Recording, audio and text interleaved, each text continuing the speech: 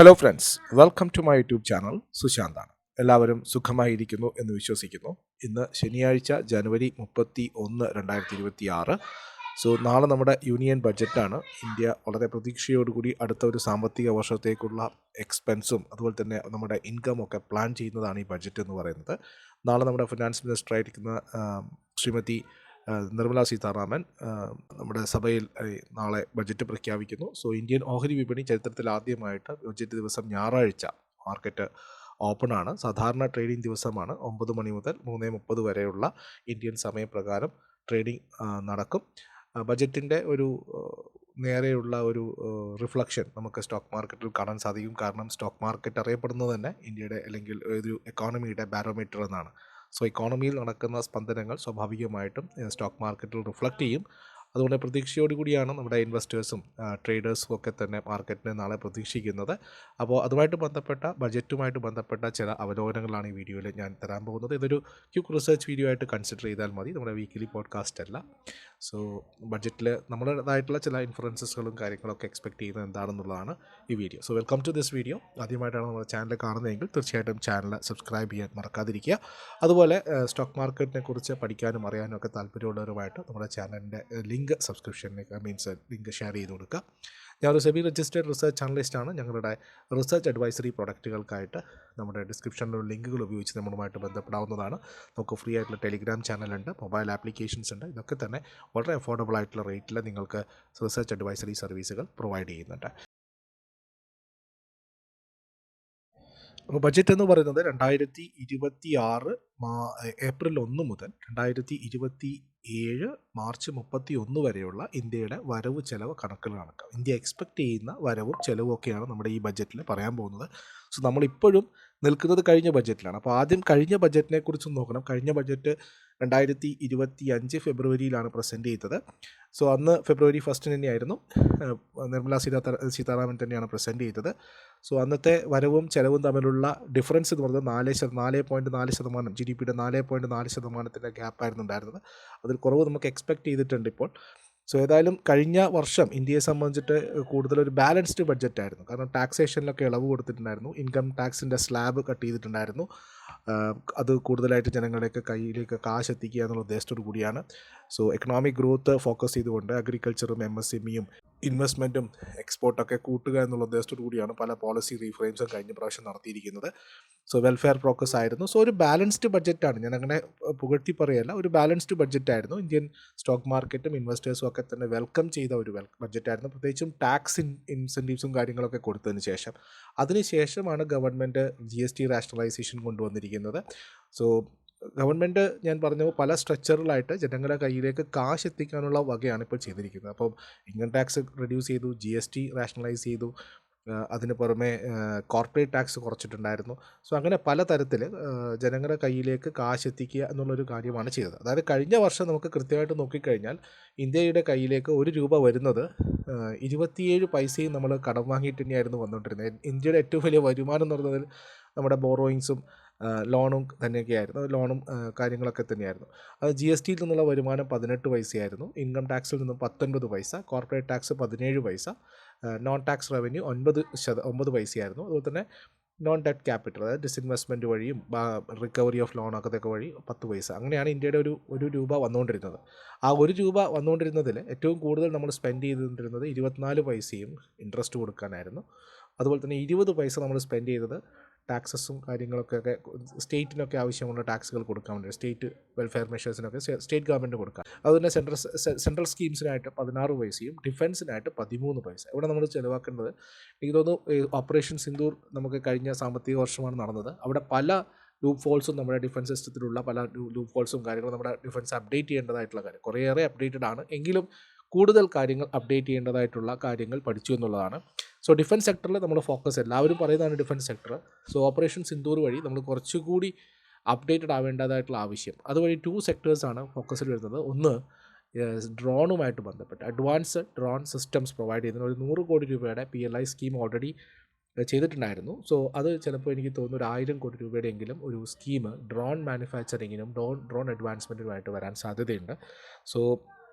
Advanced drones ഉണ്ടാക്കുക, PLI schemes വഴി കൊടുത്തതിന് പുറമെ കുറച്ചുകൂടി സ്ട്രെങ്തൻ ചെയ്യാൻ വേണ്ടിയിട്ട് ഉണ്ടാവാൻ സാധ്യത. അതുപോലെ തന്നെ ഏവിയേഷൻ സെക്ടറുമായിട്ട് ബന്ധപ്പെട്ടിട്ട് പറയുകയാണെങ്കിൽ ഏകദേശം 10ഓളം പുതിയ എയർപോർട്ടുകൾ വളരുന്നതിൻ്റെ ഭാഗമായിട്ട് പ്രഖ്യാപിക്കാനുള്ള സാധ്യത, എയർപോർട്ട് ഇൻഫ്രാസ്ട്രക്ചർ ഡെവലപ്പ് ചെയ്യാൻ സാധ്യത. അത് മിക്കവാറും PPP മോഡൽ എന്നുള്ള രീതിയിലായിരിക്കും, പ്രൈവറ്റ് പബ്ലിക് പാർട്ട്ണർഷിപ്പ് എന്ന രീതിയിലായിരിക്കും അത് പ്രോഗ്രസ് ചെയ്യാൻ സാധ്യത. ഇപ്പോഴുള്ള എക്സിസ്റ്റിംഗ് ബജറ്റുകളുടെ ഇന്നോവേഷൻസും അതുപോലെ തന്നെ അവരുടെ ഡെവലപ്മെൻറ്റുമായിട്ട് ബന്ധപ്പെട്ട അനൗൺസ്മെൻറ്റുകൾ ഉണ്ടാവാൻ സാധ്യതയുണ്ട്. ഏകദേശം സ്മോൾ പ്ലെയിൻ, ഇപ്പോൾ വലിയ പ്ലെയിനുകളും കാര്യങ്ങളൊക്കെയല്ല, ചെറിയ ചെറിയ എയർപോർട്ടുകൾ കണക്ടിവിറ്റി കിട്ടാൻ വേണ്ടിയിട്ട് ചെറിയ സീറ്റർ പ്ലാൻസ്, അതിപ്പോൾ 6 സീറ്റർ, 50 സീറ്റർ, 35 സീറ്റർ, അങ്ങനെയുള്ള പല സീറ്റിംഗ് കപ്പാസിറ്റിയുള്ള ചെറിയ ചെറിയ പ്ലെയിനുകൾ ലോക്കൽ എയർപോർട്ട്സുകളുമായിട്ട് കണക്ടിവിറ്റി കിട്ടാൻ വേണ്ടിയിട്ടുള്ള അതിൻ്റെ ഡെവലപ്മെൻറ്റുമായിട്ട് ബന്ധപ്പെട്ടിട്ട കാര്യങ്ങൾക്കും മാനുഫാക്ചറിങ്ങുമായിട്ട് ബന്ധപ്പെട്ടുള്ള കാര്യങ്ങൾക്കും ഫോക്കസ് ഗവൺമെൻറ് കൊടുക്കാൻ സാധ്യതയുണ്ട്. സോ ഏവിയേഷൻ സെക്ടറുമായിട്ട് ബന്ധപ്പെട്ട് പക്ഷേ ഇൻഡിഗോയുടെ പ്രശ്നങ്ങളൊക്കെ, ഒരു കമ്പനിയുടെ കയ്യിൽ ഏറ്റവും കൂടുതൽ മാർക്കറ്റ് ഷെയറും കാര്യങ്ങളൊക്കെ പോകുന്ന സമയത്ത് അതിൻ്റെ ഒരു തിക്തഫലം കൂടി അനുഭവിച്ചൊരു വർഷമായിരുന്നു ഇത്. നവംബർ ഡിസംബർ മാസങ്ങളിൽ ഇൻഡിഗോയുടെ ഫ്ലൈറ്റുകളിൽ ചെറിയ പ്രശ്നങ്ങൾ വന്നപ്പോൾ നമ്മൾ അറിയിച്ചതാണ്. അതുകൊണ്ട് തന്നെ ഏവിയേഷൻ സെക്ടർ ഗവൺമെൻറ്റിൻ്റെ ഫോക്കസ് ഉള്ളതാണ്. എയർപോർട്ടുകൾക്ക് ഡെവലപ്മെൻറ്റ്സ് വരാൻ സാധ്യതയുണ്ട്. ഡ്രോണുകൾ റിലേറ്റഡ് ആയിട്ടുള്ള സ്റ്റോക്കുകളിലും കാര്യങ്ങൾ, അല്ലെങ്കിൽ ഡ്രോൺ റിലേറ്റഡ് ആയിട്ടുള്ള കമ്പനികളിലും ഇൻവെസ്റ്റ്മെൻറ്റ് കൂട്ടുന്നതിനും അവരുടെ നവീകരണത്തിന് വേണ്ടിയിട്ടുള്ള പ്ലാനുകൾ ഗവൺമെൻറ് പ്രഖ്യാപിക്കാൻ സാധ്യതയുണ്ട്. സോ 13% എന്നുള്ളത് കഴിഞ്ഞ പ്രാവശ്യം 13 പൈസയാണ് ഡിഫൻസിന് വേണ്ടി മാറ്റിവെച്ചതെങ്കിൽ എനിക്ക് തോന്നുന്നു ഇപ്രാവശ്യം 20 പൈസ വരെയെങ്കിലും, ₹1 വരുമാനത്തിൽ 20 പൈസയെങ്കിലും നമ്മൾ ഡിഫൻസിന് വേണ്ടി ചിലവാക്കാൻ സാധ്യതയുണ്ടെന്നുള്ളതാണ്. മാത്രമല്ല ഡിഫൻസിനെ കൃത്യമായിട്ട് അനലൈസ് ചെയ്യുന്ന സമയത്ത് മനസ്സിലാക്കാൻ സാധിക്കുന്നത് ഒരു ക്യാപിറ്റൽ അക്വിസിഷൻ ഫണ്ട് നമുക്ക് ക്രിയേറ്റ് ചെയ്യാൻ സാധ്യതയുണ്ട്. പ്രത്യേകിച്ചും ഈ ഡിഫൻസിൻ്റെ മോഡേണൈസേഷന് വന്നിട്ടും അഡ്വാൻസ്ഡ് വെപ്പൺസും മറൈൻ ഇൻസ്ട്രുമെൻസും, നമ്മുടെ സബ്മറൈൻസ് അഡ്വാൻസ് ആക്കാൻ വേണ്ടി നമ്മുടെ ആർട്ടിലറി, അതായത് ടാങ്കുകളും അതൊക്കെ നവീകരിക്കുന്നതിൻ്റെ ഭാഗം ആവാൻ സാധ്യതയുണ്ട്. കാരണം ഇപ്പോഴത്തുള്ള ഡിഫൻസ് അക്വിസിഷൻ കഴിഞ്ഞ പ്രാവശ്യം 2.6 ലക്ഷം കോടി രൂപയായിരുന്നു. ഇതിലേകദേശം 50% പോകുന്നത് നമ്മുടെ ജവാന്മാരുടെ ആനുകൂല്യങ്ങളും ശമ്പളവും കാര്യങ്ങളും പെൻഷനൊക്കെ കൊടുക്കാൻ വേണ്ടിയിട്ടാണ്. അതിൽ വേണ്ടാന്നല്ല, പക്ഷേ അത് കുറച്ചുകൂടി പണം കൂടുകയാണെങ്കിൽ നമുക്ക് മറ്റുള്ള എക്സ്പെൻസുകൾ കൂടി മീറ്റ് ചെയ്യാനുള്ള സാധ്യതകളുണ്ടാകും. സോ 50% എബവ് ഇങ്ങനെയാണ് ഇപ്പോൾ പോകുന്നത്. അതിൽ വാർ മോഡേണൈസേഷനുമായിട്ട് ബന്ധപ്പെട്ടിട്ടൊക്കെ ഉണ്ടാകുന്നത്. അപ്പോൾ ഡിഫൻസ് കമ്പനികൾ ആസ് യൂഷ്വൽ ഫോക്കസിലായിരിക്കും. ഇനിയിപ്പോൾ നാളെ ഒന്നും തന്നെ സംഭവിച്ചിട്ടില്ലെങ്കിലും ഇന്ത്യയിലെ 2 കമ്പനികൾ എപ്പോഴും ഫോക്കസിലാണ്. അതൊന്ന് HAL, ഇന്ത്യയുടെ ഏറ്റവും വലിയ ഡിഫൻസ് ബോഡിയാണ്, ഞരമ്പുകൾ എന്ന് പറയുന്നത്, നമ്മുടെ ഏറ്റവും സെൻട്രൽ നെർവ് ആണ് HAL എന്ന് പറയുന്നത്. അതുപോലെ തന്നെ BEL. ഈ 2 കമ്പനികൾ ഇനിയിപ്പോൾ ഡിഫൻസ് സെക്ടറിൽ നാളെ ഇപ്പോൾ ഒന്നും അലോക്കേറ്റ് ചെയ്തിട്ടില്ലെങ്കിൽ ചിലപ്പോൾ ക്രാഷ് ചെയ്യായിരിക്കും. പക്ഷേ അതിന് ശേഷവും നമ്മൾ ഫോക്കസിൽ വെക്കാൻ പറ്റുന്നൊരു കമ്പനി എന്ന് പറഞ്ഞാൽ BEL, HAL, BDL, Bharat dynamics, ഇങ്ങനെയുള്ള കമ്പനികൾ, മിശ്ര ധാതു, അങ്ങനെ ഒരുപാട് കമ്പനികൾ ഡിഫൻസ് സെക്ടറിൽ ഫോക്കസ്. പിന്നെ ചെറിയ ചെറിയ കമ്പനികളുണ്ട്, അവാൻറ്റൽ, അപ്പോളോ മൈക്രോ സിസ്റ്റംസ്, ഇങ്ങനെയുള്ള പല കമ്പനികൾ നമ്മൾ റിസർച്ച് ചെയ്ത് കണ്ടുപിടിച്ചിട്ടുണ്ട്. നമ്മുടെ സ്കിങ് മെമ്പേഴ്സിനൊക്കെ സജസ്റ്റ് ചെയ്തിട്ടുണ്ട്. സോ ഇങ്ങനെയുള്ള കമ്പനികളിലൊക്കെ തന്നെ ഫോക്കസ് വരാൻ സാധ്യതയുണ്ട്. സോ വലിയ എക്സ്പെക്റ്റേഷനാണ്, വലിയ ഫാൻസിയുടെ എക്സ്പെക്റ്റേഷനല്ല. ഇനി നമുക്ക് നമ്മുടേതായിട്ടുള്ള അഡ്വാൻസ്മെൻറ്റ് നടത്തേണ്ടതായിട്ടുള്ള ആവശ്യം ഓൾറെഡി പ്രൂവൺ ആണ്. അതുകൊണ്ടാണ്. പിന്നൊരു സെക്ടർ എന്ന് പറയുന്നത് സ്വാഭാവികമായിട്ടും മാനുഫാക്ചറിങ് സെക്ടറാണ്. മാനുഫാക്ചറിങ് സെക്ടർ ഇന്ത്യയിൽ ഇപ്പോൾ ഒരു GDPയുടെ 2 to 3% മാത്രമേ കോൺട്രിബ്യൂട്ട് ചെയ്യുന്നുള്ളൂ. അതിലൊരു 5% വരെയെങ്കിലും കോൺട്രിബ്യൂഷൻ നടത്താൻ വേണ്ടിയിട്ടുള്ള സ്പെഷ്യൽ, കാരണം നമ്മൾ മാനുഫാക്ചറിങ് നടത്തി എക്സ്പോർട്ട് നടത്തിയാൽ മാത്രമേ നമ്മുടെ ഫോറിൻ എക്സ്ചേഞ്ച് വർദ്ധിക്കുകയുള്ളൂ, നമ്മുടെ റുപ്പി സ്ട്രോങ് ആവുള്ളൂ. നമുക്ക് കൂടുതൽ എക്സ്പോർട്ട് വരുമാനം വേണം. നമ്മളാകെ ട്രബിളിലാണ്. US-ൻ്റെ ട്രേഡ് ഡീൽ ഇതുവരെ റിയലൈസ്ഡ് ആയിട്ടില്ല, അതൊരു യാഥാർത്ഥ്യമായിട്ടില്ല. യൂറോപ്പുമായിട്ട് നമ്മളിപ്പോൾ ഒരു ട്രേഡ് ഡീൽ വന്നു, അത് മദർ ഓഫ് ഓൾ ഡീൽ എന്നൊക്കെ പറയുന്നുണ്ട്. പക്ഷേ ഇപ്പോഴും നമ്മുടെ ചില കാര്യങ്ങളിൽ ഡീല് ശക്തമാണ്, അതിൽ സംശയമൊന്നുമില്ല. പക്ഷേ ഡയറി പ്രൊഡക്ട്സ്, ഷുഗർ, പല പല കോംപ്രമൈസുകൾ നമ്മളും അവരും വിട്ടുവീഴ്ചകൾ ചെയ്തിട്ടുണ്ട്. അപ്പോൾ US-ൻ്റെ ഡീൽ ഇതുവരെ യാഥാർത്ഥ്യമായിട്ടില്ല. അപ്പോൾ അങ്ങനെയുള്ള സാഹചര്യത്തിൽ നമ്മുടെ മാനുഫാക്ചറിങ് ശക്തമാക്കേണ്ടതുണ്ട്, നമ്മുടെ എക്സ്പോർട്ട് കൂട്ടേണ്ടതായിട്ടുണ്ട്. സോ മാനുഫാക്ചറിങ് സെക്ടറിൽ കൂടുതൽ അറ്റൻഷൻ ഗവൺമെൻറ് കൊടുക്കാൻ സാധ്യത. നീതി ആയോഗ് പോലുള്ള സെൻട്രൽ അതോറിറ്റിയൊക്കെ വന്നിട്ട് ചിലപ്പോൾ നാഷണൽ മാനുഫാക്ചറിങ് മിഷൻ കഴിഞ്ഞ പ്രാവശ്യം തന്നെ വന്നതാണ്. അതിലൊരു ഫണ്ട് അലോക്കേഷൻ വരാൻ സാധ്യതയുണ്ട്. പ്രൈം മിനിസ്റ്ററാണ് അതിൻ്റെ ചെയർ ചെയ്യുന്നത്. സോ ഞാൻ പറഞ്ഞ പോലെ 2030 ആകുമ്പോഴേക്കും GDPയുടെ ഒരു 5% നമ്മുടെ മാനുഫാക്ചറിങ് കോൺട്രിബ്യൂട്ട് ചെയ്യണം എന്നുള്ള ലക്ഷ്യത്തോടു കൂടി മൂവ് ചെയ്യാൻ സാധ്യതയുണ്ട്. ഇപ്പോൾ നമ്മൾ സർവീസ് സെക്ടർ ലീഡ് ചെയ്യുന്നുണ്ട്. നമ്മുടെ ഇന്ത്യയുടെ service sector is very strong. IT ആയിക്കോട്ടെ, ബാങ്കിങ് ആയിക്കോട്ടെ, ഫിനാൻഷ്യൽ സർവീസസ് ആയിക്കോട്ടെ, നമ്മൾ ഏറ്റവും കൂടുതൽ സർവീസ് റെൻഡർ ചെയ്ത് പൈസ ഉണ്ടാക്കുന്നത് സർവീസ് സെക്ടറിൽ നിന്നാണ്. അഗ്രികൾച്ചർ എക്കോണമിയാണ്, സ്വാഭാവികമായിട്ടും അഗ്രികൾച്ചറൽ ഫോക്കസ് ഉണ്ടാവും. അഗ്രികൾച്ചറിൽ കൂടുതലായിട്ട് വരാൻ സാധ്യത വളങ്ങളുമായിട്ട് ബന്ധപ്പെട്ട് ഫെർട്ടിലൈസേഴ്സുമായിട്ട് ബന്ധപ്പെട്ടിട്ടുള്ള അഗ്രികൾച്ചർ എക്യുപ്മെൻറ്റ്സുമായിട്ട് ബന്ധപ്പെട്ടിട്ടുള്ള കാര്യങ്ങൾ. സോ സ്വാഭാവികമായിട്ടും ഫെർട്ടിലൈസർ സെക്ടറുകളൊക്കെ തന്നെ ഫോക്കസിൽ വരാൻ സാധ്യതയുണ്ട്. പെസ്റ്റിസൈഡ്സ് ഇന്ത്യ, അതുപോലെ തന്നെ ചമ്പൽ ഫെർട്ടിലൈസർ, ഇങ്ങനെയുള്ള കമ്പനികളിലൊക്കെ തന്നെ സ്ട്രോങ് ആയിട്ടുള്ള മൂവ്മെൻറ്റ് സാധ്യതയുണ്ട്.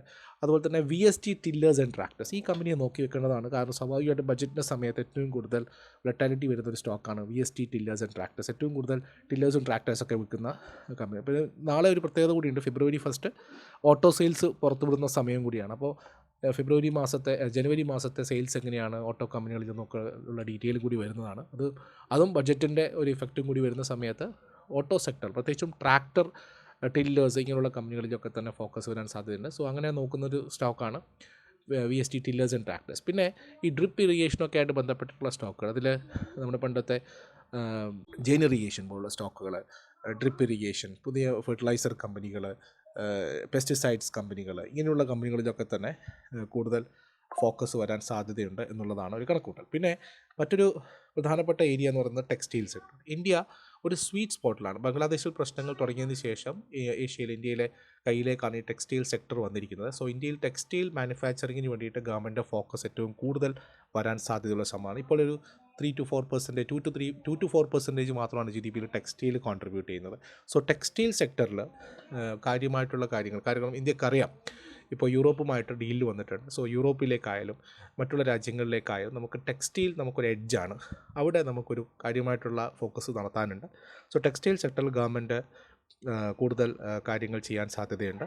അങ്ങനെയാണെങ്കിൽ അപ്പാരൽ ഡിസൈനിങ്, അവരുടെ ടെക്നോളജി ഡെവലപ്മെൻറ്റ്, മിഷനറിയുടെ ഇമ്പോർട്ട്, ഇതൊക്കെയായിട്ട് ബന്ധപ്പെട്ടിട്ട് ടാക്സും ഡ്യൂട്ടിയൊക്കെ തന്നെ കൺസിഡറേഷൻ വരാൻ സാധ്യത. സോ അതുപോലെ തന്നെ അങ്ങനെയാണെങ്കിൽ നമുക്ക് ഫോക്കസ് ചെയ്യാൻ പറ്റുന്ന സ്റ്റോക്കുകളാണ് ഗോകുൽദാസ് എക്സ്പോർട്സ്. അത് കാരണം ഒരു ഇന്ത്യയിലെ പ്രധാനപ്പെട്ട അപ്പാരൽ മാനുഫാക്ചറിങ് എക്സ്പോർട്ടിങ് കമ്പനിയാണ്. ഇവർ പ്രൊഡ്യൂസ് ചെയ്യുന്നത് ക്ലോത്തിങ്, അതുപോലെ തന്നെ ഫാഷൻ വെയറുകൾ, ഔട്ട് വെയറുകൾ, ബോട്ടം വെയറുകൾ, സ്പോർട്സ് വെയറുകൾ, കാഷ്വൽ വെയറുകൾ, ഇതൊക്കെ തന്നെ ഗ്ലോബൽ ബ്രാൻഡ്സുകളൊക്കെ ആയിട്ട് വേണ്ടുന്ന റീറ്റെയിൽ പ്രൊഡക്ഷൻ അവർ ഓൾ ഓവർ ദ വേൾഡ് നടത്തുന്നവരാണ്.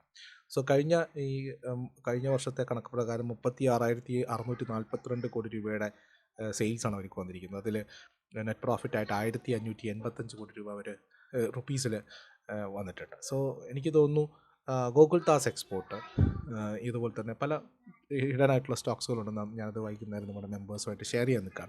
സോ അങ്ങനെയുള്ള ടെക്സ്റ്റൈൽ സെക്ടറുകളിൽ നല്ല അപ്പാരൽ കമ്പനികൾ, നല്ല സ്റ്റോക്കുകളിൽ ഫോക്കസ് വരാൻ സാധ്യതയുണ്ട്. അതുപോലെ തന്നെ മറ്റൊരു പ്രധാനപ്പെട്ട ഏരിയ എന്ന് പറയുന്നത് ഫാർമ സെക്ടറാണ്. ഫാർമ സെക്ടറിൽ നമുക്കറിയാം ലോകത്തിലെ തന്നെ ഏറ്റവും വലിയ 3ാമത്തെ ഫാർമ ഇൻഡസ്ട്രിയാണ് നമ്മുടേത്. അവിടെ ഫോക്കസ് വരാൻ സാധ്യത എന്ന് പറയുന്നത് ഗവൺമെൻറ്റിന് കൂടുതലായിട്ടും ജനങ്ങളിലേക്ക് എത്തിക്കണം എന്നുള്ള എസെൻഷ്യൽ മെഡിസിൻസിനുള്ള ടാക്സ് കുറക്കാനുള്ള സാധ്യതയാണ്. GST റാഷണലൈസേഷൻ വന്നപ്പോഴും മെഡിസിൻസിനും എസെൻഷ്യൽ മെഡിസിൻസിനും ഒക്കെ തന്നെ കൺസിഡറേഷൻ ഉണ്ടായിരുന്നു. സോ അത് ഫാർമ കമ്പനികളെയും നല്ലതായിട്ട് ബാധിക്കും. അവരുടെ പ്രൊഡക്ഷൻ കൂടും, അവരുടെ കൂടുതൽ സെയിൽസ് വർദ്ധിക്കാൻ സാധ്യത. അതുപോലെ തന്നെ കസ്റ്റമേഴ്സിനെ സംബന്ധിച്ചിട്ടും നമുക്ക് ചെറിയ അഫോർഡബിൾ പ്രൈസിൽ എസെൻഷ്യൽ മെഡിസിൻ ലഭ്യമാകും എന്നുള്ളത്. സോ ഫാർമ സെക്ടറിൽ PLI സ്കീമുകളോ പുതിയ റിസർച്ച് ആൻഡ് ഡെവലപ്മെൻറ്റ്സിന് വേണ്ടിയിട്ടുള്ള ഫാർമ കമ്പനികൾക്കുള്ള സഹായങ്ങളോ ഏതെങ്കിലും തരത്തിലുള്ള പ്രസ്താവനകൾ ഉണ്ടാകും. പ്രത്യേകിച്ചും കൂടുതലും നമ്മുടേതായിട്ടുള്ള സെൽഫ് റിലയൻസ് അല്ലെങ്കിൽ സെൽഫ് ഡിപ്പെൻഡൻ്റ് ആവാനുള്ള കാര്യങ്ങളായിരിക്കും ഫോക്കസ് ചെയ്യാൻ സാധ്യത. സോ ഫാർമ സെക്ടറിൽ കാര്യമായിട്ടുള്ള കോൺട്രിബ്യൂഷൻ പ്രതീക്ഷിക്കുന്നു. പ്രത്യേകിച്ചും ഈ റിസർച്ച് ആൻഡ് ഡെവലപ്മെൻറ്റുമായിട്ട് ബന്ധപ്പെട്ടിട്ടുള്ള കൂടുതൽ മെഡിസിൻസ് ഡെവലപ്പ് ചെയ്യുന്നതുമായിട്ട് ബന്ധപ്പെട്ടിട്ടുള്ള കാര്യങ്ങളും, കെമിക്കൽ സെക്ടറുകളിൽ കൂടുതൽ ഡെവലപ്മെൻറ്റ്സിൻ്റെ കാര്യങ്ങളും പ്രതീക്ഷിക്കാം. അങ്ങനെയാണെങ്കിൽ ഈ പറയുന്ന പല ബയോടെക് കമ്പനികളും ഒക്കെ ആയിരിക്കും ഫോക്കസിലേക്ക് വരും. പിന്നീട് എല്ലാവരും പ്രതീക്ഷിക്കുന്നതാണ് ബാങ്കിങ് സെക്ടർ. ഇന്ത്യയുടെ ബാങ്കിങ് സെക്ടർ എന്ന് പറഞ്ഞാൽ വളരെ സ്ട്രോങ് ആണിപ്പോൾ. സോ ബാങ്കിങ് സെക്ടറിനെ സംബന്ധിച്ചിട്ട് ഡെപ്പോസിറ്റ് ഇൻഷുറൻസ് സ്കീമാണ്. കാരണം ഇപ്പോൾ ഒരു ബാങ്കിൽ എന്തെങ്കിലും സംഭവിച്ചു കഴിഞ്ഞാൽ ആ ബാങ്ക് മുങ്ങിപ്പോവുകയോ പൂട്ടിപ്പോവുകയോ ചെയ്യുന്ന സമയത്ത് ഒരു കസ്റ്റമറിന് മാക്സിമം കിട്ടാവുന്ന നഷ്ടമെന്ന് പറയുന്നത് 5 ലക്ഷം രൂപയാണ്. ഇപ്പോൾ നിങ്ങൾ 1 കോടി രൂപ ബാങ്കിൽ വെച്ചാൽ പോലും 5 ലക്ഷം രൂപയുടെ ഡെപ്പോസിറ്റ് ഇൻഷുറൻസ് സ്കീം മാത്രമാണ് ഇപ്പോൾ ബാങ്കുകൾ ഫോളോ ചെയ്യുന്നത്. ഇത് ഉയർത്തി 10 ലക്ഷം വരെ ആക്കാനുള്ള സാധ്യതകൾ കാണുന്നുണ്ട്. അങ്ങനെയാണെങ്കിൽ വലിയ ബാങ്കുകളെ സംബന്ധിച്ചൊരു പ്രശ്നമില്ല. കാരണം വലിയ ബാങ്കുകൾക്ക് 10 ലക്ഷം രൂപ ഡെപ്പോസിറ്റ്, അതിന് പ്രീമിയം കൊടുക്കണമല്ലോ. നമ്മളിപ്പോൾ ഏതൊരു കമ്പനിയിലാണോ ഇൻഷുറൻസ് എടുക്കുന്നത് ആ കമ്പനിയിൽ പ്രീമിയം കൊടുക്കേണ്ടതായിട്ടുണ്ട്. സോ ആ പ്രീമിയം കൊടുക്കുന്നതിന് വലിയ ബാങ്കുകൾക്ക് പ്രശ്നമില്ല. പക്ഷേ ചെറിയ ബാങ്കുകളെ സംബന്ധിച്ചിട്ട് പ്രീമിയം പേയ്മെൻറ്റ് ഒരു ബേർഡൻ ആവാൻ സാധ്യതയുണ്ട്, ചെറിയ സ്മോൾ ഫിനാൻസ് ബാങ്കുകളെ സംബന്ധിച്ചിട്ടൊക്കെ. പക്ഷേ അവർ RBIയുടെ ഒരു നോട്ടിഫിക്കേഷൻ അതുമായിട്ട് സംഭവിച്ചിട്ടുണ്ട്. കാരണം അസറ്റ് ക്വാളിറ്റി എത്രമാത്രമുണ്ട്, നിങ്ങളുടെ ബാലൻസ് ഷീറ്റിൻ്റെ സ്ട്രെങ്ത് അനുസരിച്ചിട്ടായിരിക്കും നിങ്ങളുടെ പ്രീമിയം എന്നുള്ളത്. സോ ഏതായാലും ഇത് 10 ലക്ഷം രൂപയായിട്ട് മാറ്റാൻ സാധ്യതയുണ്ട്. 5 ലക്ഷം രൂപ എന്നുള്ളത് നിലവിലുള്ള ഇൻഷുറൻസ് 10 ലക്ഷം രൂപ. അത് സ്മോൾ ബാങ്കുകൾക്കുള്ള അഡ്വാൻറ്റേജ് എന്താണെന്ന് വെച്ച് കഴിഞ്ഞാൽ, സാധാരണ ആൾക്കാർക്ക് ഇൻട്രസ്റ്റ് റേറ്റ് കൂടുതൽ എപ്പോഴും സ്മോൾ ഫിനാൻസ് ബാങ്കുകളാണ് കൂടുതൽ കൊടുക്കാറുള്ളത്. സോ 10 ലക്ഷം രൂപ വരെ FD ചെയ്യുന്നതിനൊന്നൊക്കെ തന്നെ പേടിക്കേണ്ടതായിട്ടില്ല. കാരണം 10 ലക്ഷം രൂപയ്ക്ക് കണക്കായിട്ടുള്ള ഗ്യാരണ്ടി നിങ്ങൾക്ക് ഇൻഷുറൻസ് തരുന്നുണ്ട്. സോ 10 ലക്ഷം രൂപ വരെയുള്ള FD ഒക്കെ കാര്യങ്ങളാക്കി. സോ അതുമായിട്ട് ബന്ധപ്പെട്ടിട്ട് ബാങ്കിങ് സെക്ടർ ഫോക്കസിൽ വരാൻ സാധ്യതയുണ്ടെന്നുള്ളതാണ്. അവരുടെ നോൺ പെർഫോമിംഗ് അസറ്റുകൾ ഇപ്പോൾ ബാങ്കുകളെ സംബന്ധിച്ച് വലിയൊരു കീറാമുട്ടിയല്ല. അതുകൊണ്ട് തന്നെ NPAകളെ സംബന്ധിച്ചിട്ടോ മറ്റോ ഉണ്ടാകാനുള്ള സാധ്യത വളരെ കുറവാണ്. ബാങ്കുകളുടെ അഡ്മിനിസ്ട്രേഷനുമായിട്ട് ബന്ധപ്പെട്ട കാര്യങ്ങളോ അല്ലെങ്കിൽ റിസർവ്സോ പ്രൊവിഷൻസുമായിട്ട് ബന്ധപ്പെട്ട കാര്യങ്ങളോ എന്തെങ്കിലും മെൻഷൻ ചെയ്യുകയാണെങ്കിൽ ബാങ്കിങ് സെക്ടർ ഫോക്കസിൽ വരാൻ സാധിക്കും. പവർ സെക്ടറാണ് മറ്റൊന്ന്. ഇന്ത്യയുടെ ഗ്രോത്തിൽ വളരെ അനിവാര്യമായിട്ടുള്ളൊരു സെക്ടറാണ് പവർ സെക്ടർ. പവർ സെക്ടറിൻ്റെ ഡിസ്കോംസ്, അതായത് അവരുടെ ചില പുതിയ പവർ കമ്പനികളെ ലിസ്റ്റ് ചെയ്യാൻ സാധിക്കും. അതുമായിട്ട് ബന്ധപ്പെട്ടിട്ട് കാര്യങ്ങളുണ്ട്. RDSS സ്കീംസിൻ്റെ പവർ ഡിസ്കോം എക്സ്പെൻസസും കാര്യങ്ങളൊക്കെ ആയിട്ട് ബന്ധപ്പെട്ടിട്ടുള്ള ഡിസ്കഷൻ വരാൻ സാധ്യത. എന്തായാലും പവർ കമ്പനികളെ, പവർ ജനറേഷൻ ഡിസ്ട്രിബ്യൂഷൻ കമ്പനികളെ സംബന്ധിച്ചിട്ട് കൂടുതൽ ഫോക്കസിൽ വരാൻ സാധ്യത. പ്രത്യേകിച്ചും നമ്മുടെ പവർ ഡിമാൻഡ് വർഷാവർഷം കൂടിക്കൊണ്ടിരിക്കുകയാണ്. അപ്പം നോർമൽ പവർ ജനറേറ്റിംഗ് സോഴ്സുകളിൽ നിന്ന് മാറി പുതിയ പുതിയ സോഴ്സുകൾ കണ്ടെത്തേണ്ടതും പവർ ഡിസ്ട്രിബ്യൂഷനുമായിട്ട് ബന്ധപ്പെട്ടിട്ട് പവർ എക്സ്ചേഞ്ചുകളുമായിട്ടൊക്കെ ബന്ധപ്പെട്ടിട്ടുള്ള അഡ്മിനിസ്ട്രേറ്റീവ് റെഗുലേഷനോ പുതിയ പുതിയ കണ്ടെത്തലുകളോ ഉണ്ടാവാൻ സാധ്യതയുണ്ട്. പവർ സെക്ടർ ഏതായാലും പ്രത്യേകിച്ചും NTPC, REC, PFC ഇങ്ങനെയുള്ള കമ്പനികൾ ഫോക്കസിൽ വരാൻ സാധ്യതയുണ്ട് എന്നുള്ളത് തന്നെയാണ് അനുമാനം. പിന്നെ ഇത് ഒരു കാര്യം എന്ന് വെച്ച് കഴിഞ്ഞാൽ ഗവൺമെൻറ്റുമായിട്ട് ബന്ധപ്പെട്ട മറ്റൊരു പ്രധാനപ്പെട്ട കാര്യം ഇൻഷുറൻസ് ആണ്. ഇന്ത്യ ഇപ്പോഴും അണ്ടർ ഇൻഷുർഡ് ആണ്. ഇന്ത്യയുടെ ഇൻഷുറൻസ് റേറ്റ് ഇപ്പോഴും മറ്റ് ഡെവലപ്ഡ് കൺട്രികളെ സംബന്ധിച്ച് നോക്കുന്ന സമയത്ത് തുലം കുറവാണ്. നമ്മുടെ ആൾക്കാർ ലൈഫ് ഇൻഷുറൻസ് എടുക്കുന്നതായാലും ശരി, ഹെൽത്ത് ഇൻഷുറൻസ് എടുക്കുന്നതായാലും ശരി, വളരെ കുറവാണ്. സോ അത് ഒന്നുകൂടി അണ്ടർ പെനിട്രേറ്റഡ് ആയിട്ടുള്ള ഇൻഷുറൻസ് സെഗ്മെൻറ്റിനെ ഒന്നുകൂടി പിക്കപ്പ് ചെയ്ത് മുന്നോട്ട് പോകാൻ, കുറച്ചുകൂടി ജനകീയമാക്കാൻ, ഹെൽത്ത് ഇൻഷുറൻസ് ആയാലും ലൈഫ് ഇൻഷുറൻസ് ഒക്കെ ആയാലും കുറച്ചുകൂടി ഒരു സാധാരണ ഫാമിലിയെ സംബന്ധിച്ചൊരു മെഡിക്കൽ ഇൻഷുറൻസ് ഇല്ല എങ്കിൽ എത്രമാത്രം ഭാരപ്പെട്ടതാണെന്നുള്ളത് നമുക്ക് എല്ലാവർക്കും അറിയാം. മെഡിക്കൽ ട്രീറ്റ്മെൻറ്റ് അല്ലെങ്കിൽ മെഡിക്കൽ ഇൻഫ്ലേഷനൊക്കെ 10% അല്ലെങ്കിൽ 15% ഒക്കെയാണ് കൂടിക്കൊണ്ടിരിക്കുന്നത് ഓരോ വർഷവും മെഡിക്കൽ എക്സ്പെൻസ്. അതുകൊണ്ട് തന്നെ മെഡിക്കൽ ഇൻഷുറൻസ്, അതുപോലെ തന്നെ ട്രീറ്റ്മെൻറ്റ് എക്സ്പെൻസ്, അങ്ങനെയുള്ള കാര്യങ്ങളൊക്കെ ഇൻഷുർ ചെയ്യാനുള്ള പദ്ധതികൾ ചിലപ്പോൾ ഗവൺമെൻറ് ഭാഗത്തുനിന്നുണ്ട്. ഓൾറെഡി ആയുഷ്മാൻ ഭാരത് അങ്ങനെയുള്ള പല പദ്ധതികളും ഉണ്ടെന്നാണ് നമുക്ക് മനസ്സിലാകുന്നത്. അതുപോലെ അത് കുറച്ചുകൂടി ജനകീയമാക്കാനുള്ള സാധ്യതകളുണ്ട്. അങ്ങനെയാണെങ്കിൽ ഇൻഷുറൻസ് കമ്പനികൾ HDFC ലൈഫ്, SBI അങ്ങനെയുള്ള പല പ്രൈവറ്റ് ഇൻഷുറൻസ് കമ്പനികളിലും ഫോക്കസിൽ വരാൻ സാധ്യതയുണ്ട്. പിന്നൊന്ന് ഹോസ്പിറ്റൽസുമായിട്ട് ബന്ധപ്പെട്ടാണ്. ഇന്ത്യയിലെ ഏറ്റവും വലിയൊരു കൺസേൺ ആണ് നമ്മളെ സംബന്ധിച്ച് ഹോസ്പിറ്റൽസിൻ്റെ അഭാവം എന്ന് പറയാം. ഇപ്പോഴും നമുക്ക് നമ്മുടെ ഹോസ്പിറ്റൽ സെക്ടർ അനലൈസ് ചെയ്യുന്ന സമയത്ത് വലിയ രീതിയിലുള്ള കുറവ് നമുക്ക് അനുഭവപ്പെടുന്നുണ്ട്. ട്രീറ്റ്മെൻറ്റിൻ്റെ കാര്യത്തിലും മറ്റുള്ള കാര്യം അത് ബൂസ്റ്റ് ചെയ്യാനുള്ള തരത്തിലുള്ള ഏതെങ്കിലും തരത്തിലുള്ള സ്കീമോ മറ്റോ പ്രൈവറ്റ് ഹോസ്പിറ്റലുകളിൽ ഏതെങ്കിലും തരത്തിലുള്ള സ്കീമോ മറ്റോ ഇൻട്രൊഡ്യൂസ് ചെയ്യുന്നു ഗവൺമെൻറ് ഹെൽപ്പോട് കൂടി. അങ്ങനെയാണെങ്കിൽ ഹോസ്പിറ്റൽ സെക്ടർ ഫോക്കസിൽ വരാൻ സാധ്യതയുണ്ട്. അത് ട്രീറ്റ്മെൻറ്റ് ഒരു വലിയ വിഷയമാണ്. പലപ്പോഴായിട്ടും ഹെൽത്ത് മിനിസ്ട്രി അത് അഡ്രസ്സ് ചെയ്തതുമാണ്. അതുപോലെ മറ്റൊരു കാര്യം എന്ന് പറയുന്നത് എഡ്യൂക്കേഷൻ, ടെക്നോളജി, MSME, അതുപോലെ ഇൻവെസ്റ്റ്മെൻറ്റ്, ഫോറിൻ ഇൻസ്റ്റിറ്റ്യൂഷണൽ ഇൻവെസ്റ്റേഴ്സ്. നമുക്കറിയാം കഴിഞ്ഞ ഒരു വർഷമായിട്ട് ഒരു കണ്ടിന്യൂസ് ആയിട്ട് സെല്ലിംഗ് മോഡിലാണ്. ട്രംപുമായിട്ടുള്ള ഇഷ്യൂസ്, അതുപോലെ തന്നെ ഡോളർ വീക്കാവുന്നു, ഡോളർ ശക്തപ്പെടുന്നു, റുപ്പീസ് വീക്കാവുന്നു, അങ്ങനെയുള്ള പല കാര്യങ്ങളും നമുക്ക് ഓൾറെഡി ഉണ്ട്. സോ FIIസിനെ ഇന്ത്യയിലേക്ക് പിടിച്ചു നിർത്താനുള്ള പല കാര്യങ്ങളും, അതിൽ ടാക്സ് കൺസെഷൻസ് ഉൾപ്പെടെ നമ്മുടെ പ്രശ്നം അറിയാലോ, നമുക്ക് എക്സ്പോർട്ട് കൂടുന്നില്ല, അതേസമയം നമ്മുടെ ഇമ്പോർട്ട് അതേപോലെ നിൽക്കുന്നു. അതൊരു വിഷയമാണ് നമ്മളെ സംബന്ധിച്ചിട്ട്. അപ്പോൾ എക്സ്പോർട്ട് കൂട്ടുക, മാനുഫാക്ചറിങ് സെക്ടറിൽ നമ്മുടെ കൂട്ടേണ്ടതായിട്ടുണ്ട്. സർവീസ് സെക്ടർ ഓൾറെഡി നമ്മൾ സർവീസ് മണി ജനറേറ്റ് ചെയ്യുന്നുണ്ട്. സോ അവിടെ ആ ഒരു കോൺസ്റ്റൻറ്റ് ഫ്ലോ ഉണ്ടാക്കാൻ വേണ്ടിയിട്ടുള്ള കാര്യങ്ങൾ നമ്മളെ സംബന്ധിച്ചിട്ട് ഈ പറയുന്ന മാനുഫാക്ചറിങ് സെക്ടറിലും ഈ എക്സ്പോർട്ട് കൂട്ടാനുള്ള കാര്യങ്ങളിലും വളരെ കാര്യമായിട്ട് ചെയ്യേണ്ടതായിട്ടുണ്ട്. അപ്പോൾ അതൊരു ഫോക്കസാണ്.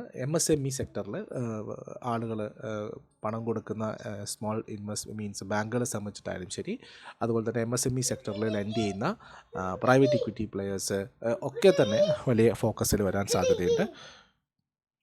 കാരണം എംപ്ലോയ്മെൻറ്റ് ജനറേഷൻ എന്ന് പറയുന്നത് ഗവൺമെൻറ്റിൻ്റെ ഒരു പ്രധാനപ്പെട്ട കാര്യമാണെന്ന് എക്കണോമിക് സർവേയിലും കണ്ടു. അപ്പോൾ സാധാരണ റൂറൽ ഏരിയയിൽ കൂടുതലും എംപ്ലോയ്മെൻറ്റ് ഓപ്പർച്യൂണിറ്റീസ് ക്രിയേറ്റ് ചെയ്യണമെങ്കിൽ MSME പോലുള്ള മൈക്രോ, സ്മോൾ, മീഡിയം എൻ്റർപ്രൈസസ് വളരേണ്ടതായിട്ടുണ്ട്. സോ അവർക്ക് മാക്സിമം ഫിനാൻഷ്യൽ സപ്പോർട്ട്സ് കൊടുക്കുന്നതിനാവശ്യമായിട്ടുള്ള കാര്യങ്ങളുണ്ട്. പിന്നെ അഫോർഡബിൾ ഹൗസിംഗ് ഒരു ഫോക്കസാണ്. കഴിഞ്ഞ വർഷവും അത് തീമായിരുന്നു. PNB ഹൗസിംഗ്, അങ്ങനെ അഫോർഡബിൾ ഹൗസിംഗ് കമ്പനികളെ സംബന്ധിച്ചിട്ട് ഫോക്കസിൽ വരാൻ സാധ്യതയുണ്ട്. പാർപ്പിടം, എല്ലാവർക്കും വീട് എന്നുള്ള സ്വപ്നം ഗവൺമെൻറ്റിൻ്റെ ഒരു കാര്യമാണ്. ഒരു ഫോക്കസിൽ വരുന്ന വെൽഫെയർ പ്രോഗ്രാമാണ്. അതുമായിട്ട് ബന്ധപ്പെട്ടിട്ട കാര്യങ്ങൾ ഫോക്കസിൽ വരാം. അഗ്രികൾച്ചറുമായിട്ട് ബന്ധപ്പെട്ട പൈപ്പ്, മോണോബ്ലോക്ക് പൈപ്പുകളൊക്കെ ഉണ്ടാക്കുന്ന കമ്പനികൾ, KSB പമ്പ്, നമ്മുടെ ശക്തി പമ്പ്, ഇങ്ങനെയുള്ള കമ്പനികളിലൊക്കെ തന്നെ ഫോക്കസ്. അഗ്രികൾച്ചറൽ തീം എപ്പോഴും ഫോക്കസിലായിരിക്കും. കാരണം ബഡ്ജറ്റും ഒരിക്കലും ഫാമേഴ്സിനെ തള്ളിക്കൊണ്ട് നമുക്കൊരു ബഡ്ജറ്റ് ഉണ്ടാവില്ല, എല്ലാ വർഷവും ഉണ്ടാകുന്നതാണ്. അതേസമയം പുകയില, ടൊബാക്കോ, അങ്ങനെയുള്ള കാര്യങ്ങളെ സംബന്ധിച്ചിട്ട് നെഗറ്റീവ് സ്ട്രക്ചർ, ഇതൊക്കെയാണ് ഒരു ഓവറോൾ കാര്യങ്ങളെന്ന് പറയുന്നത്. ടാക്സ് കൺസെഷനുമായിട്ട് ബന്ധപ്പെട്ടിട്ടുള്ള കാര്യങ്ങൾ എന്താണെന്ന് നമുക്കിപ്പോഴും അറിയില്ല. കാരണം കഴിഞ്ഞ വർഷമൊക്കെ കൊടുത്തിട്ടുണ്ടായിരുന്നു GST, അതിൻ്റെ ഭാഗമായിട്ട് ടാക്സ് റവന്യൂവിലൊക്കെ കളക്ഷൻ കുറവായിരുന്നു. സോ ഗവൺമെൻറ് അതുകൊണ്ട് അത് ഫോക്കസിലേക്ക് കൊണ്ടുവരാൻ അറിയില്ല. ഗവൺമെൻറ് ഇപ്പോഴത്തെ മെയിൻ ഫോക്കസ് എന്ന് പറഞ്ഞാൽ റുപ്പി ഡിപ്രീസിയേഷൻ തടഞ്ഞു നിർത്തുക, നമ്മുടെ എക്സ്പോർട്ട് പ്രൊമോട്ട് ചെയ്യുക, നമ്മുടെ ഇൻറ്റേർണൽ മാനുഫാക്ചറിങ്, ഇന്ത്യയുടെ അകത്ത് തന്നെയുള്ള മാനുഫാക്ചറിങ് സെക്ടറിനെ ഒന്നുകൂടി സ്ട്രോങ് ആക്കുക എന്നുള്ളത്. പിന്നെ ഇൻഫ്രാസ്ട്രക്ചർ പുഷിങ്ങൊക്കെ എല്ലാ വർഷവും ഉണ്ടാകുന്നതാണ്. ഇൻഫ്രാസ്ട്രക്ചറുമായിട്ട് ബന്ധപ്പെട്ട ഡെവലപ്മെൻറ്റും കാര്യങ്ങളൊക്കെ, സ്റ്റോക്കുകൾ, ഡിഫൻസ് സ്റ്റോക്കുകൾ, ഹോസ്പിറ്റൽ സ്റ്റോക്കുകൾ, ടെക്നോളജി സ്റ്റോക്കുകൾ, ഡ്രോൺ, അങ്ങനെയുള്ള കമ്പനികളിലൊക്കെ തന്നെ ഫോക്കസ് വരാൻ സാധ്യതയുണ്ട്. ഒരു ഓവറോൾ ഔട്ട്ലൈൻ മാത്രമാണ്. നമുക്ക് കൃത്യമായിട്ട് നാളെ മാത്രമേ അതിൻ്റെ എത്രമാത്രം അതിൻ്റെ എക്സിക്യൂഷൻ നടന്നിട്ടുണ്ടെന്ന് പറയാൻ സാധിക്കും. എന്തായാലും ടെക്സ്റ്റൈൽ നമ്മുടെ ഷാർപ്പാണ്, നമ്മുടെ കുന്തമുനയാണ് എക്സ്പോർട്ടിൻ്റെ, അതിൽ ഫോക്കസ് വരാൻ സാധ്യതയുണ്ട്. ഡിഫൻസ് നമ്മുടെ കുന്തമുനയാണ്, കാരണം അതൊക്കെ നമ്മൾക്ക് കൂടുതലായിട്ടും റവന്യൂ ജനറേറ്റ് ചെയ്തിരുന്ന മേഖലകളാണ്, അവിടെയൊക്കെ ഫോക്കസ് വരാൻ സാധ്യത. എംപ്ലോയ്മെൻറ്റ് ജനറേഷനുമായിട്ട് ബന്ധപ്പെട്ടിട്ട് MSMEകൾക്ക് കൂടുതൽ ഫണ്ടുകൾ ലഭ്യമാക്കി അവർക്ക് കൂടുതൽ തൊഴിലവസരങ്ങൾ സൃഷ്ടിക്കാനുള്ള കഴിവുണ്ടായി കൊടുക്കുക എന്നുള്ളതൊരു കാര്യമായിട്ടുള്ള കാര്യമാണ്. ഇതൊക്കെ സിമ്പിൾ എക്കണോമിക്സാണ്. അതുപോലെ നമ്മുടെ ഇൻവെസ്റ്റ്മെൻറ്റ് വർദ്ധിപ്പിക്കാൻ വേണ്ടിയിട്ട് ഫോറിൻ ക്യാപിറ്റലിനെ അട്രാക്റ്റ് ചെയ്യുക എന്നുള്ളത് ഇന്ത്യയുടെ ആവശ്യമാണിപ്പോൾ. അവരെ ഇവിടെ പിടിച്ചു നിർത്തുക, അല്ലെങ്കിൽ കൂടുതൽ ക്യാപിറ്റലിനെ ഇങ്ങോട്ടേക്ക് കൊണ്ടുവരിക എന്നുള്ളത്. കാരണം ഏഷ്യയിൽ നോക്കിക്കഴിഞ്ഞാൽ ഇന്ത്യയുടെ കറൻസിയാണ് ഏറ്റവും കൂടുതൽ ഒരു വർഷം ഡിപ്രീസിയേറ്റ് ആയിട്ടുള്ളത്. സോ അതൊക്കെ കൊണ്ട് കൂടുതൽ ആൾക്കാരെ ഇങ്ങോട്ട് കൊണ്ടുവരണം. അവർക്ക് അതിന് വേണ്ടുന്ന കൺസെഷനും കാര്യങ്ങളൊക്കെ കൊടുത്ത് അവർ നിലനിർത്തുക. അങ്ങനെയാണെങ്കിൽ നമ്മുടെ ക്യാപിറ്റൽ മാർക്കറ്റ് റിലേറ്റഡ് ആയിട്ടുള്ള സ്റ്റോക്കിൽ ഇപ്പോൾ വന്നിരിക്കുന്ന NSEയുടെ IPOയ്ക്ക് SEBI അപ്രൂവൽ കൊടുത്തു കഴിഞ്ഞു. മെയ് ഫസ്റ്റ് വീക്കോ അല്ലെങ്കിൽ ഏപ്രിൽ ലാസ്റ്റ് വീക്കോ ആയിട്ട് DHRP അവർ സബ്മിറ്റ് ചെയ്യും. അങ്ങനെയാണെങ്കിൽ പുതിയൊരു NSEയുടെ IPO കൂടി വരുന്നുണ്ട്. അങ്ങനെയൊക്കെ കൂട്ടിച്ചേർത്ത് വായിക്കുമ്പോൾ മാർക്കറ്റ് ഇൻഫ്രാസ്ട്രക്ചർ സ്റ്റോക്കുകളും കാര്യങ്ങളൊക്കെ തന്നെ ഫോക്കസിൽ വരും.